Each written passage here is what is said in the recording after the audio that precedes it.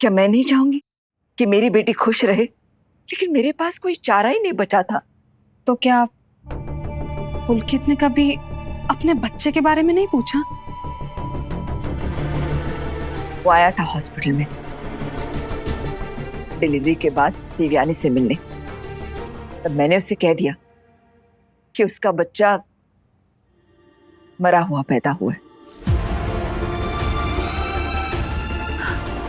उसने मेरी बात पर यकीन नहीं किया था, लेकिन फिर नीनाद और ओंकार ने मिलकर उसे धमकी दी और वहां से निकाल दिया। फिर क्या हुआ? उस हादसे के बाद देवयानी की दिमागी हालत दिन ब दिन बिगड़ती गई। फिर एक दिन पुलकित आया, कहने लगा कि हमने उसकी बीवी को जबरदस्ती यहां रखा है। फिर मैंने, नीनाद और ओमकार ने उसे धक्के देकर यहां से बाहर निकाला और धमकी दी कि दोबारा नजर आएगा तो उसे जेल में डाल देंगे। हमें डर लग रहा था कि कहीं वो फिर वापस ना आ जाए, इसलिए हमने उससे कह दिया कि देवयानी की शादी किसी बड़े घर के लड़के के साथ हुई है और वो नागपुर वापस कभी नहीं आएगी। लेकिन बड़ी मामी, आपने झूठ क्यों बोला?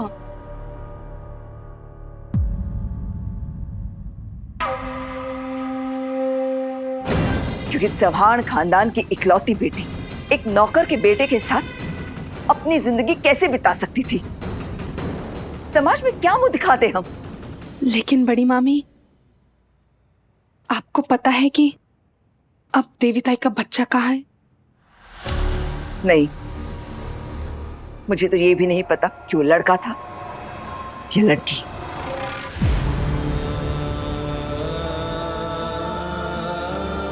आप मुझसे चाहती क्या है बड़ी मामी?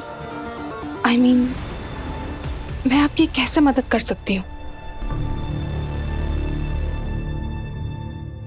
पत्र लिखा। बेटा तू उससे बात कर, समझा उसे कि वो पुलकित और देवयानी की शादी कराने का इरादा बदल दे। मैं विराट को क्या समझाऊं? बेटा मना मत करना प्लीज। तुम ही हो जो मुझे ये शादी रोकने में मदद कर सकती हो। विराट तुम्हारी बातों को बहुत अहमियत देता है। वो तो उस सई की चालबाजियों की वजह से तो तुम पर कभी कभी गुस्सा हो जाता है। लेकिन बड़ी मामी, मैं कैसे ये बेटा, तुम उसकी दोस्त हो, उस नाते तुम उससे बात कर ही सकती हो। और मैं यकीन दिलाती हूँ कि वो तुम्हारी बात जरूर मानेगा। लेकिन मैं उससे कहूंगी क्या? तुम उसे समझाओ कि आखिर इतने सालों बाद पुलकित के वापस लौटने की वजह क्या हो सकती है। जरूर उसके इरादे गलत है। विराट ये नहीं कहेगा कि देवीताई और पुलकित की शादी हो चुकी है, तो फिर हम उन्हें अलग क्यों करें? बेटा, ये तो पुलकित और देवयानी कह रहे हैं ना कि उन्होंने शादी की किसी मंदिर में। अब ये बात कितनी सच है कितनी झूठ, ये तो खंडोबा ही जाने। बेटा मुझे समझने की कोशिश कर। दुनिया को पता चल जाए कि मैंने देवयानी के दिमागी हालत के बारे में जो कुछ भी कहा वो झूठ था, तो बातों से बातें बनाने में तो माहिर होती है दुनिया। बड़ा, ये शादी हमें किसी भी कीमत पर रोकनी होगी।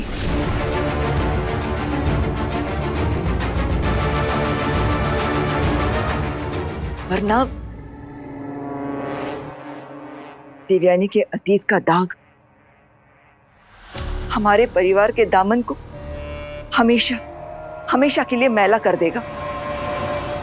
भले ही वो पुलकित अभी बड़ा डॉक्टर बन गया हो, प्रोफेसर बन गया हो, लेकिन था तो हमारे घर का नौकर ही ना। मेरी नजरों में वो हमेशा नौकर ही रहेगा। बेटा तू विराट से बात करके ये अनर्थ होने से रोक ले।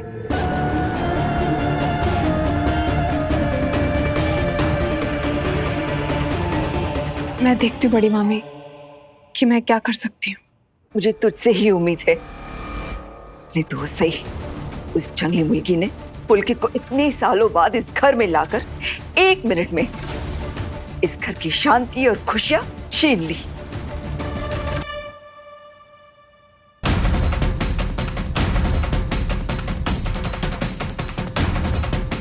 क्या बाकी दीदी, इतनी बड़ी लिखी होने के बावजूद भी आपको इतना भी नहीं पता कि किसी के पीठ पीछे उसकी बुराई नहीं करते।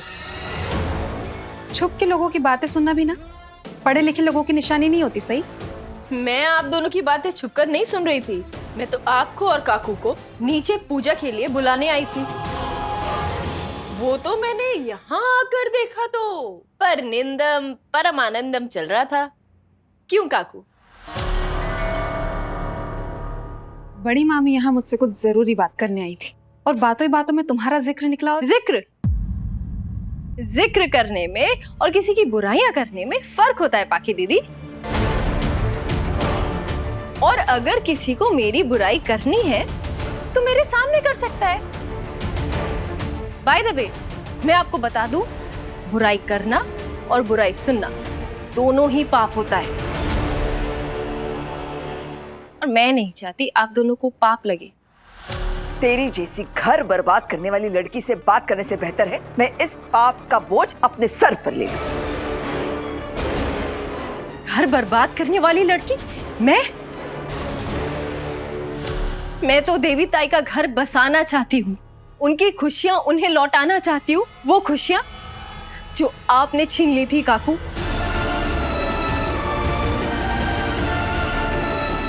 और अब जब आपको अपनी गलती सुधारने का मौका मिल रहा है काकू, तो आप इस शादी के खिलाफ हैं? हाँ, खिलाफ हूं और मरते दम तक खिलाफ रहूंगी।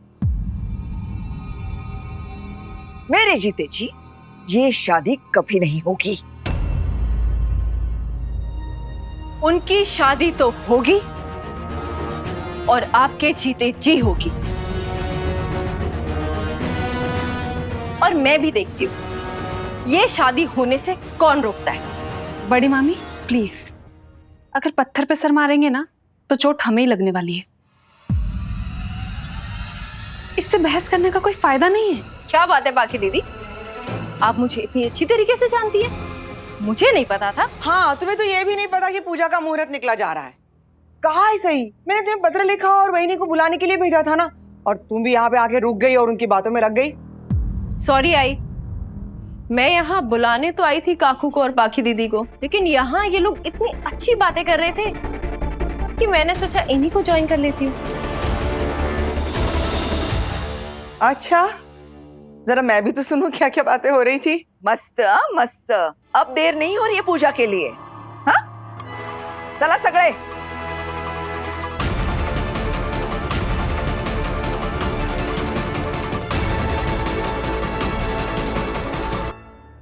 अरे, आप लोग सब खड़े क्यों हैं? बैठो, तुम भी बैठो। पत्र लिखा?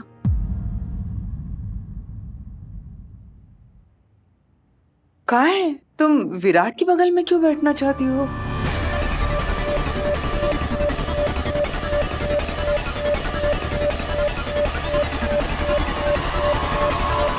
आज रात को तुम और विराट साथ में बैठकर भगवान शिव जी की सच्ची दिल से आराधना करो, मंत्र जाप करो। मैं चाहती हूँ कि तुम विराट को डील से नहीं,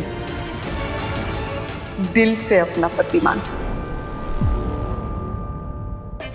वहीनी ऐसा क्या करता है? ये पूजा है, पूजा में कोई भी कहीं भी बैठ सकता है। और अगर पत्रलेखा को वहाँ बैठना है तो उसमें प्रॉब्लम ही क्या है? प्रॉब्लम है ना सोनाली, महाशिवरात्रि की पूजा है। ये पूजा पति पत्नी साथ में बैठकर करते हैं। देखो तो फिर उस हिसाब से विराट की पत्नी सही को उसके साथ बैठना चाहिए ना, पत्रलेखा को नहीं।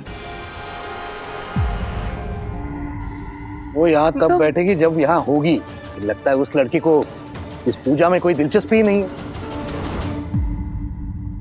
मस्त मस्त, मुझे पूजा के लिए यहाँ बुलाने आई थी। अब जब सारे सदस्य यहाँ पर मौजूद है तो वो खुद गायब है। कहाँ है तुम्हारी बहू? ये मैं आऊं काकू? घर के सारे सदस्य अब आए हैं।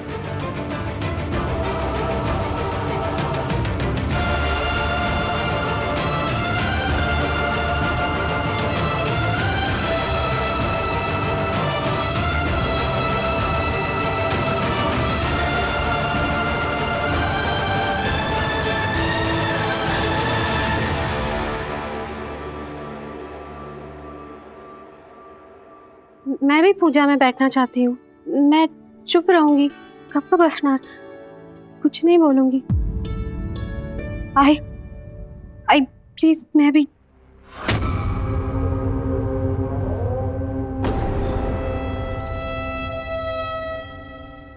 और ये क्या है?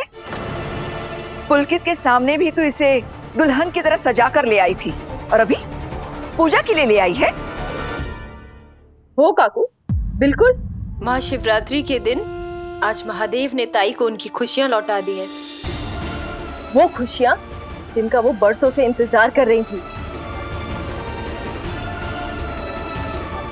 महादेव ने जब खुद ताई को अपना आशीर्वाद दिया है, तो आप इन्हें पूजा में बैठने से रोकने वाली कौन होती है? तुमने कोई कसम खा रखी है क्या? अगर वहिनी ने किसी बात के लिए मना कर दिया तो वही बात करोगी तुम?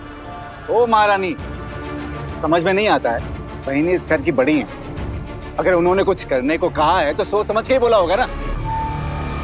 ओमी काका, काकू की समझ तब कहाँ गई थी जब इन्होंने सबसे झूठ बोलकर पुलकित सर और देवी ताई को हमेशा हमेशा के लिए अलग कर दिया था।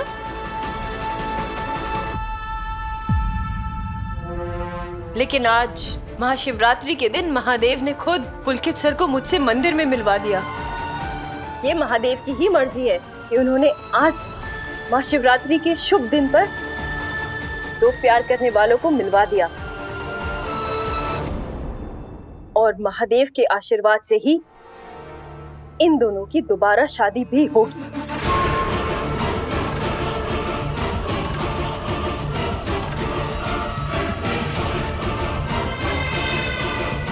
इसीलिए काकू, ताई का पूरा हक है कि वो अपनी और अपने पति की नई जिंदगी की खुशियों के लिए प्रार्थना करे।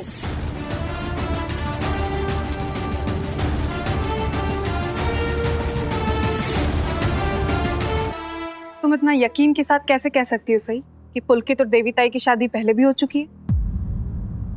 बाकी दीदी, देवी ताई ने सबके सामने बोला कि उन्हें याद आ गया उनकी और पुलकित सर की शादी हुई थी।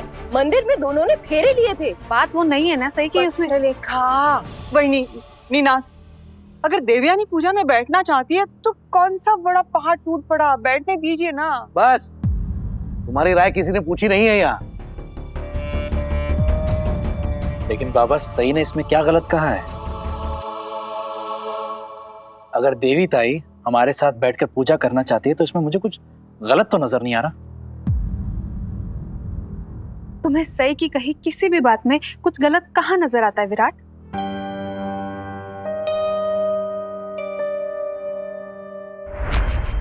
अभी जो बात कर रहे हैं उसी के बारे में बात करें।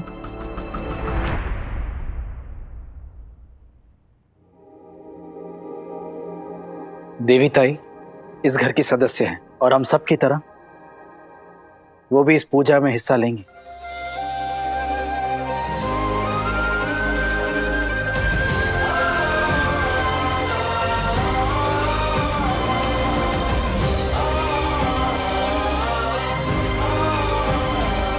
आ जाता है।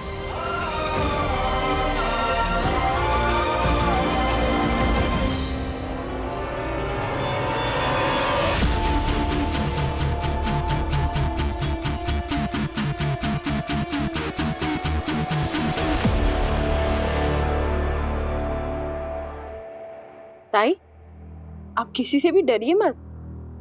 विराट सर और मैं है ना आपके साथ। सब लोग मिल के पूजा करेंगे। हाँ?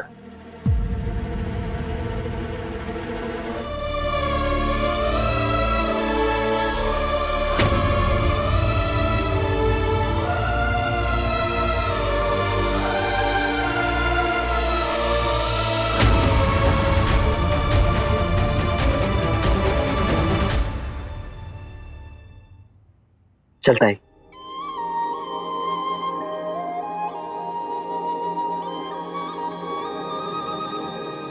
आओ ताई, हमारे साथ बीच में बैठिए। सही बीरू, मैं तुम दोनों के बीच में नहीं बैठूंगी। क्यों ताई? क्योंकि आज की पूजा में पति पत्नी साथ में बैठते हैं ना, और तूने तो मुझे मेरे पति से मिलाया, तो फिर मैं तुझे तेरे पति से कैसे दूर करूं?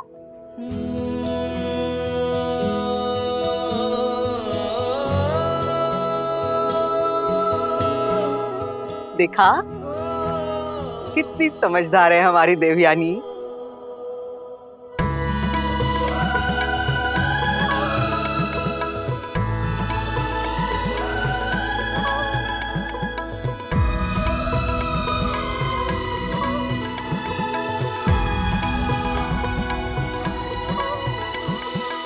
पत्र लिखा,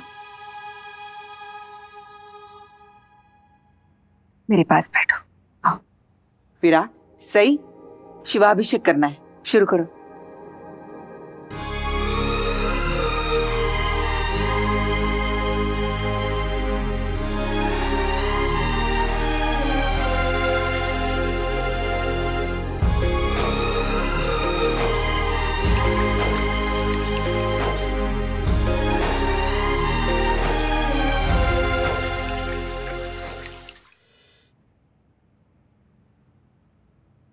विराट सर,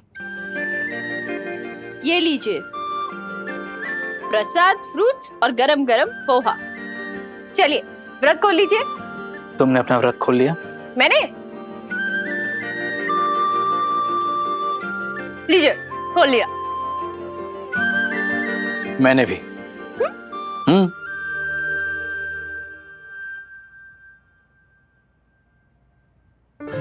अभी स्मार्ट।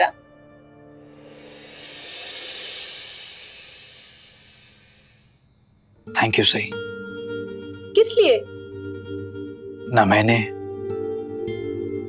ना इस घर में किसी और ने ताई के लिए वो की है जो आज तुमने की है। उसके लिए थैंक यू।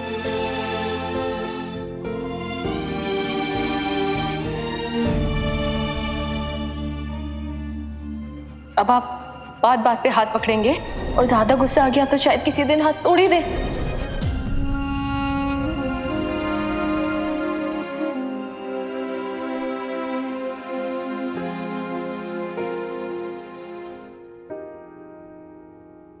अच्छी बातों पे हाथ पकड़ सकते हैं, ऐसी भी मनाही नहीं है।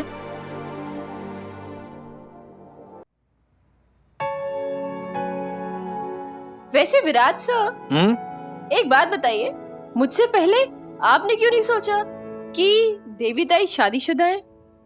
मैं सोचता भी कैसे सही, क्योंकि जब पुलकित यहाँ रहता था मैं बहुत छोटा था और मुझे जरा सा भी आइडिया नहीं था कि देवी ताई और पुलकित के बीच में कुछ भी है। जब घर वालों को इसके बारे में पता चला तो तब मैं एकेडमी में था, और जब मैं वापस आया तो मुझे ये बताया गया कि देवी ताई किसी को चाहती है और उसने देवी ताई का दिल तोड़ दिया है, इसलिए उनकी हालत ऐसी है।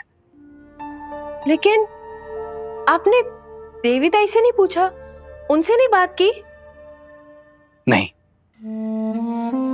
क्योंकि काकू ने मुझसे ये कहा था कि अगर मैं देवी ताई से इसके बारे में बात करूंगा तो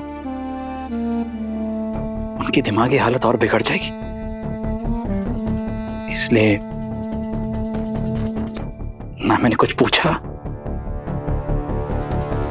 ना सवाल उठाया। लेकिन अब सोचता हूं तो ऐसा लगता है कि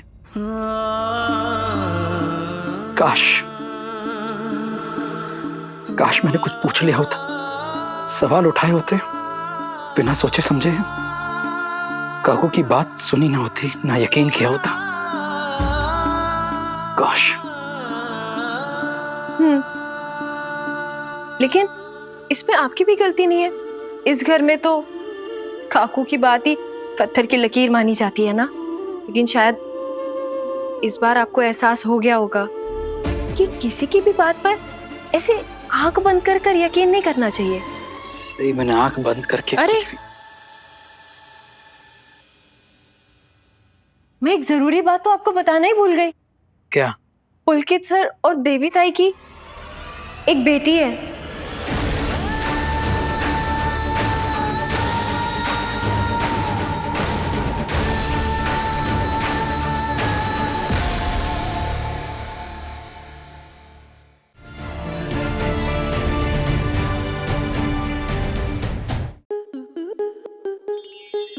स्टार प्लस के ऐसे ही और बेहतरीन लम्हे देखने के लिए सब्सक्राइब करें हमारे YouTube चैनल को।